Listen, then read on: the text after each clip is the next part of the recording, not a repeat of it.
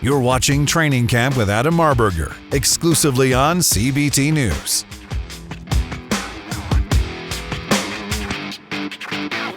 Welcome to Training Camp, exclusively on CBT News. I'm your host, Adam Marburger. I'm a black belt in Brazilian Jiu-Jitsu. I'm a black belt in F&I. This show's designed to help automotive professionals enhance their operations and ultimately achieve their black belt in the F&I office. Today, I've got a special guest. I've got one of the most high-powered dealer operators in the country. The #1 Chevy dealer, Josh Potts from Haik Chevy. Brother, thank you so much for taking the time to join us here today. Thank you very much for having me, and hopefully I can help provide some value out there in the world, or if anything, give somebody something to laugh at. Yeah, well, hey, let's start. You've already outdressed me. You're looking really sharp today, brother. Loving the suit. And we're gonna get right into it. So I follow you online. I've had the honor and privilege to meet you a few times in person, and you are the epitome of training, development, growth, get better. Like you, everything you post is so darn positive. You know, how did that start for you? I mean, when in your life did you realize that, hey, I need to carry this demeanor, I need to share this with other people? How'd you get so darn positive? You know, I would say, just from a business standpoint, I've always been, from salesperson to finance to sales manager, I've always had some measure of success, right?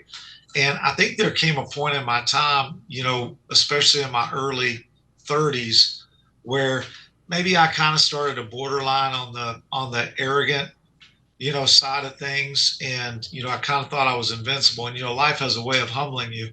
And that's kind of what happened to me.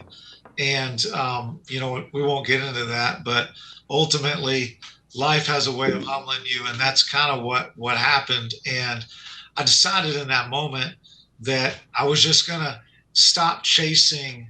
I wanted everything that I wanted for the wrong reasons. You know what I mean? I wanted to be a GM. I wanted to be the guy. I wanted to be the operator, but it was really more about money. It was more about power. It was about being at the top. And those are never the right reasons to want stuff. And when you want stuff for those reasons, I'm not going to sit here and be the guy that tells you won't get them, but chances are you won't get it when you want it. And when you do, oftentimes it'll fizzle out.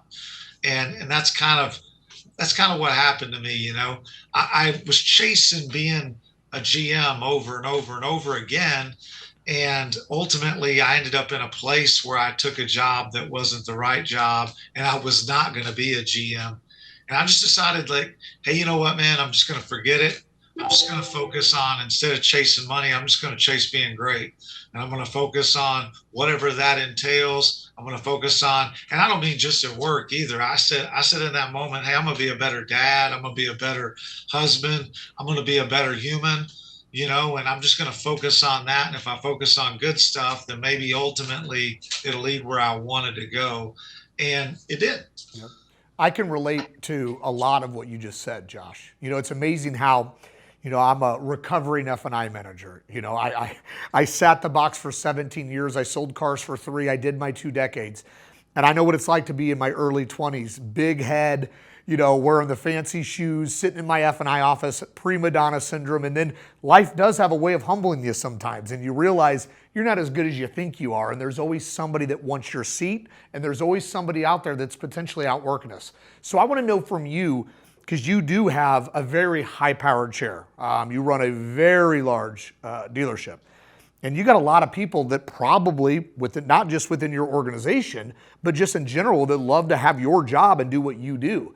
How did you get to your chair? Take us back in your story. Where'd you start the business? How'd you get in the business? And what allowed you to ultimately get to the chair that you're sitting in today? So, went kind of the traditional path. I started a car dealership on my 18th birthday.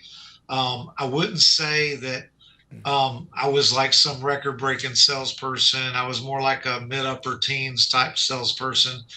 And I always operated under the mentality that I was going to focus on doing the job that I wanted, not the job I had. And from 18 years old, which is when I started selling cars as a salesperson, I was always hanging out in the finance office because that was the next step to me in my mind. And I hung out there all the time. And one day they decided they'd give me an opportunity. I think I was about 19 then. And kind of the same thing. The minute I was in the F&I office, I immediately started going and sitting up at the desk, start asking questions, picking people's brains.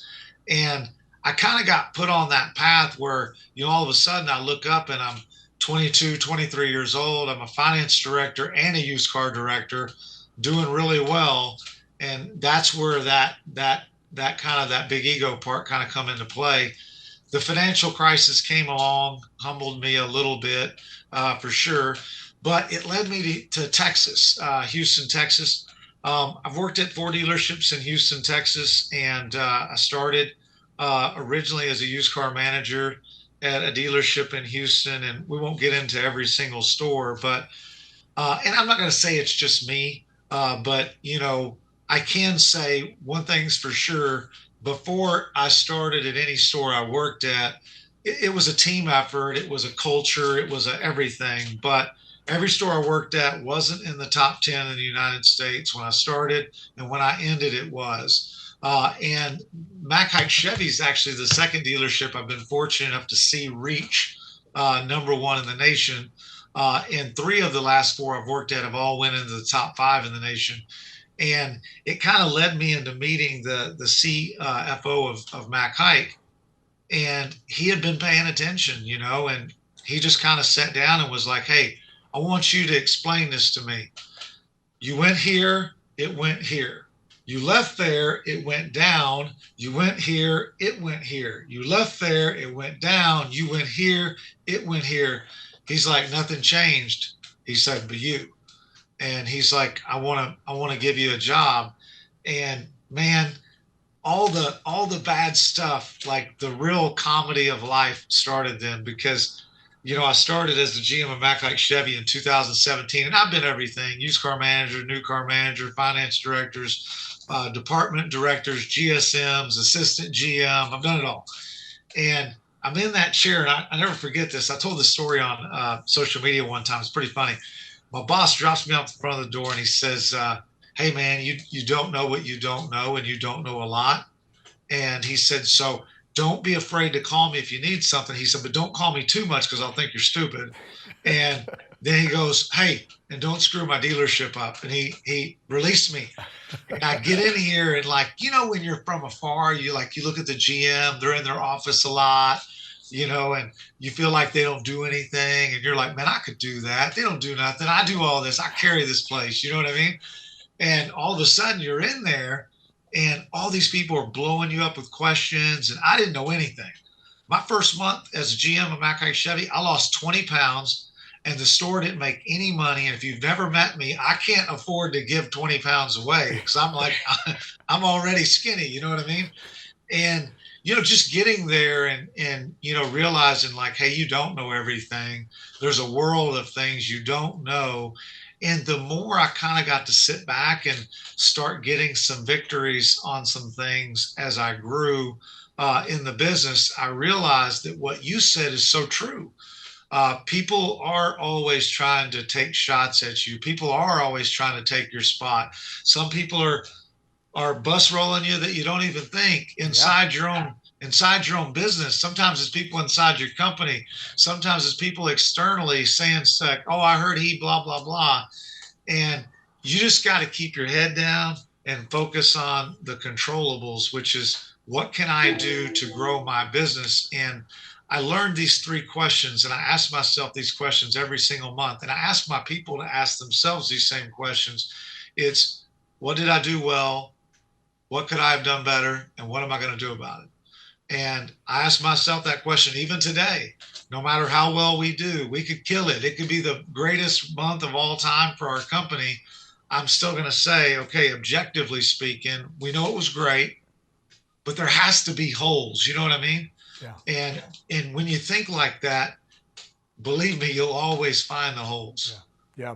So you and I are both very similar in our level of commitment to train, to get better.